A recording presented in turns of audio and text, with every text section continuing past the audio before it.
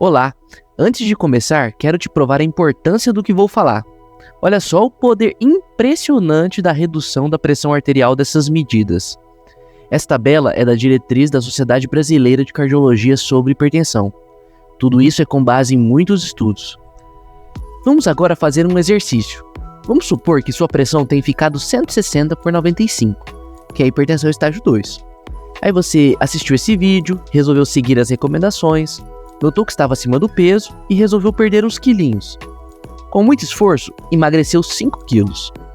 Segundo a tabela, a redução é de 1 mm de mercúrio para cada quilo perdido. No corpo do texto, ele ainda cita que, na média, uma redução de 5 quilos tende a reduzir a pressão em 4 mm de mercúrio da pressão sistólica e 3 mm de mercúrio da pressão diastólica. Você então, motivado, resolve começar uma dieta e reduzir o sódio que ingere, e já nota mais redução. Essas duas medidas separadas têm o efeito da tabela, porém combinadas nos estudos, reduziram até 11 mm de mercúrio na pressão sistólica e 7 mm de mercúrio na diastólica. Bom, sejamos menos otimistas, vamos reduzir da conta 8 e 4 respectivamente. E você não para, porque é determinado e reduz muito a ingestão de álcool. Consequentemente, sua pressão diminui ainda mais. E para terminar, começa a fazer atividades físicas, conforme vamos recomendar. E olha só, redução de aproximadamente 5 mm de mercúrio na sistólica e 3 mm na diastólica. Veja só, saímos de uma faixa de hipertensão estágio 2 para pré-hipertensão. Impressionante, não é? Mas por que reduzir a pressão?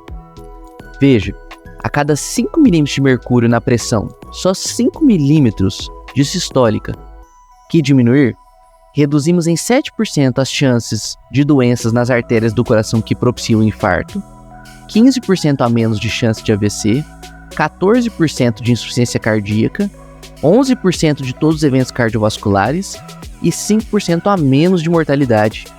Bacana, né? Mas fica comigo que vou falar muito mais sobre cada passo desse, depois da vinheta.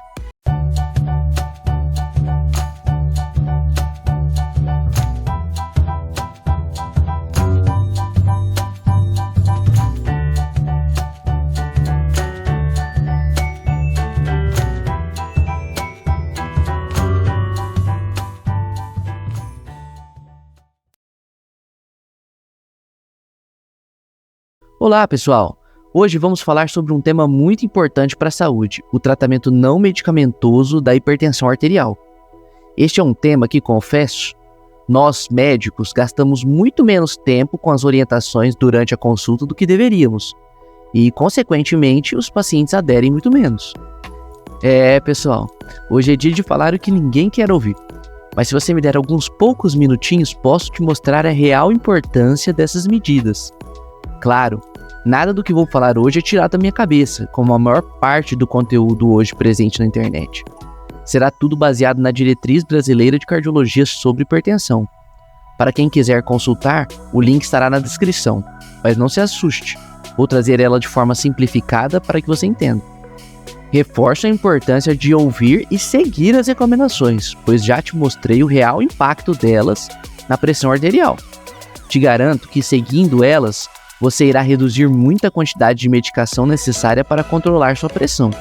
Mas reforço que o tratamento medicamentoso e não medicamentoso são complementares. Não suspenda nada sem orientação do seu médico.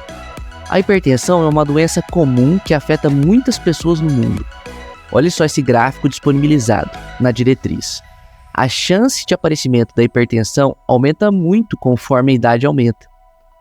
Aconselho você a assistir o nosso vídeo introdutório sobre hipertensão arterial antes de seguir, assim você vai aproveitar muito mais o conteúdo.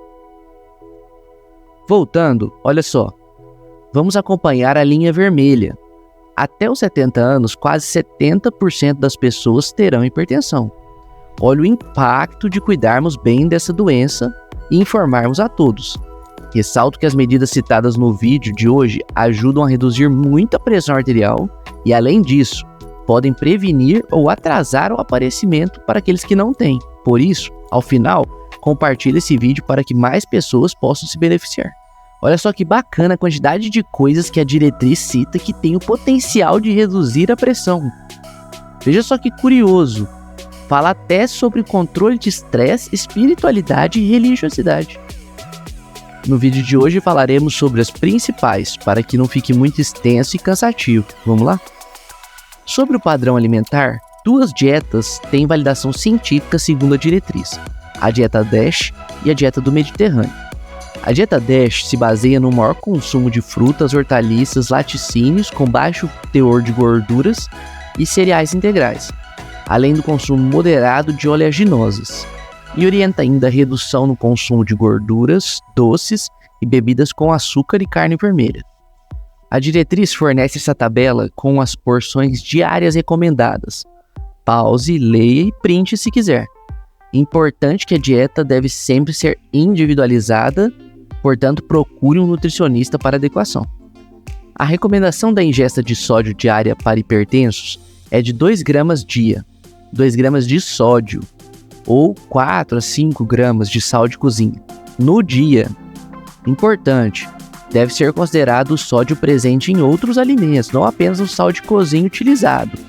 Fique atento aos rótulos e evite os embutidos, enlatados, refrigerante, por exemplo. Como já citado, o controle dietético com o controle do sal podem reduzir a pressão em 11 mm de mercúrio da pressão sistólica e 7 mm de mercúrio da diastólica. Para o álcool, a ingestão não deve ultrapassar 15 gramas para as mulheres e 30 gramas para os homens. Doses maiores do que essas estão relacionadas ao aumento da pressão, além de muitos outros efeitos deletérios relacionados ao excesso de álcool. Para facilitar, confira as equivalências. 15 gramas de álcool equivale a 330 ml de cerveja, ou uma taça de vinho, ou 30 ml de destilado, em média por dia. Quanto à atividade física, vamos dividir em 2, as atividades aeróbicas e as resistidas. A preferência deve ser pelas aeróbicas, pois mesmo não atingindo a meta recomendada, níveis menores já mostram benefício. Aqui é importante, se você é diabético ou cardiopata, vale a pena consultar um médico antes para avaliar se você pode desempenhar as atividades físicas e quanto. Entretanto, a grande parte das pessoas pode desfrutar dos benefícios, tendo em vista que as atividades regulares diminuem de 27% a 50% o risco de mortalidade. E quanto devo fazer?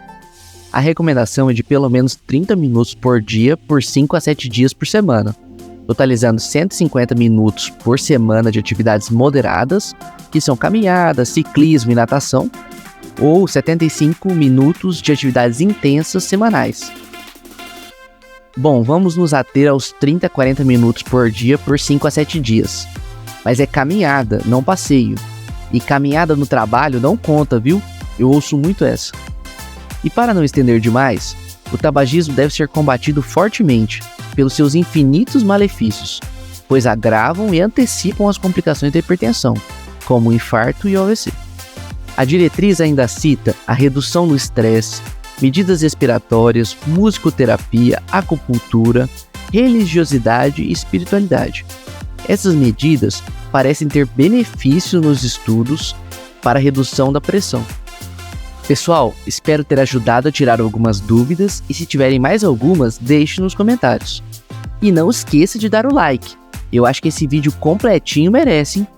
E lembre-se, pessoas inteligentes compartilham conteúdos inteligentes. Até mais!